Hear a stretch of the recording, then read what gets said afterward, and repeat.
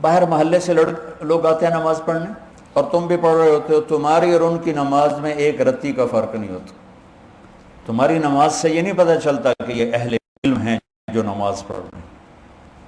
تمہاری نماز اور ایک دکاندار کی نماز ایک جیسی، باہر چائے بیچنے والے کی نماز اور تمہارے مشکات شریف پڑھنے والوں کی نماز ایک جیسی.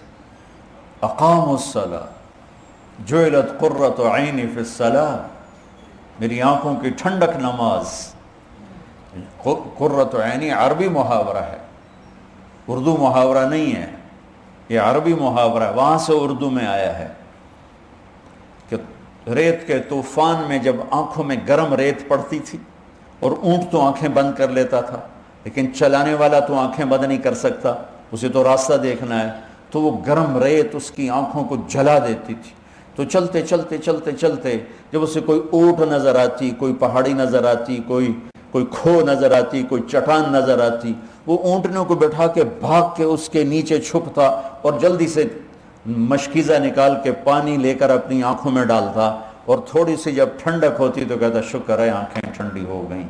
اس بدو سے سمجھو کہ نماز کی ٹھنڈک میرا نبی کیا کہہ رہا. ہم کیا سمجھ، ہم نے تو اے سی والی مسجد میں نماز پڑھنی، ہمیں کیا خبر کہ آنکھوں کی، میری آنکھوں کی ٹھنڈک نماز.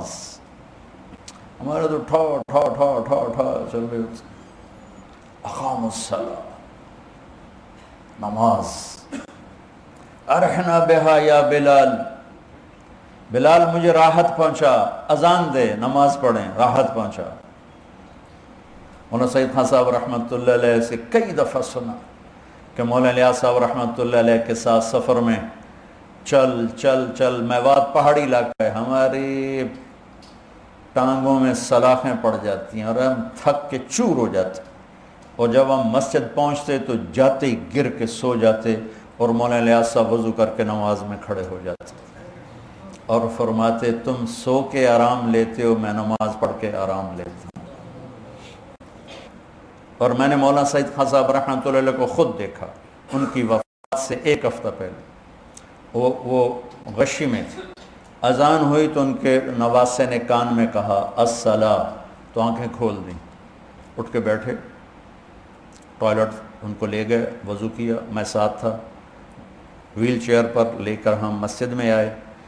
ویل چیئر سے کھڑے ہوئے اور جب نماز کی ہوئی نا اللہ اکبر، تو میری آنکھوں نے دیکھا وہ یوں ہوئے ایسے، اور اللہ اکبر. 4 رکعات عصر ساری پڑھی اور اس سلام پھرتے ہی پھر یوں ہوئے، اور جب آ کے لٹایا پھر بے ہوش ہو گئے. نماز ایسے پڑھی جیسے ایک نوجوان پڑھتا ہے، اس سے پہلے بھی بے ہوش، اس کے بعد بھی بے ہوش.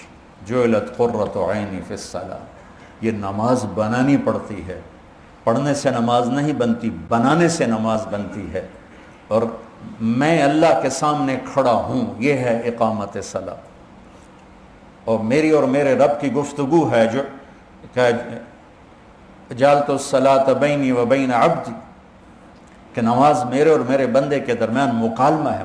میرا بندہ مجھ سے مناجات کرتا ہے، مجھ سے باتیں کرتا ہے. حضرت علی کا فرمان ہے جب میرا دل کرتا ہے میں اللہ سے بات کروں میں نماز پڑھتا ہوں، اور جب میرا دل کرتا ہے اللہ مجھ سے بات کرے تو میں قرآن پڑھتا ہوں. تو شکر ہے ہم نمازی ہیں، یہ بھی بہت بڑی دولت ہے. لیکن اللہ علم والوں میں کیا دیکھنا چاہتا ہے اور امت میں کیا دیکھنا چاہتا ہے کہ نماز ان کی آنکھوں کی ٹھنڈک اور دل کا سکون، سکھ اور چین بن جائے، نماز پڑھ کے ہلکے پھلکے ہو جائیں. یہ نماز بنانے سے. نماز کیسے بنتی ہے؟ پہلے باہر محنت کرنی پڑتی ہے. وہ کیا؟ آنکھ غلط نہ دیکھے. نماز بنانی ہے تو اس پر پردہ، اس پر پہرا بیٹھاؤ، اور کانوں پہ پہرا بیٹھاؤ، اور زبان پہ پہرا بیٹھاؤ. زبان غلط نہ بولے کہ غلط بول دماغ کو منتشر کر دیتا ہے. آنکھ غلط نہ دیکھے، غلط نظر دماغ کو منتشر کر دیتی ہے. کان غلط نہ سنیں، غلط بول دماغ کو منتشر کر دیتے ہیں. جب تینوں چیزیں آزاد ہوں گی اور اللہ اکبر کہے گا، جسم یہاں ہوگا اور روح پتہ نہیں کتنے دھکے کھاندی ہوگی. اور جب ان تینوں پر پہرا بٹھا دے گا تو جب اللہ اکبر کہے گا تو جسم بھی ہوگا، روح بھی ہوگی. اقاموا الصلاۃ. وَأَنفَقُوا مِمَّا رَزَقْنَاهُمْ سِرًّا وَعَلَانِيَةً، اور جو کھل کے خرچ کرتے ہیں، چھپ کے خرچ کرتے ہیں جو ہم نے انہیں دیا ہے۔ معافی کے ساتھ مولوی سخی نہیں ہوتے۔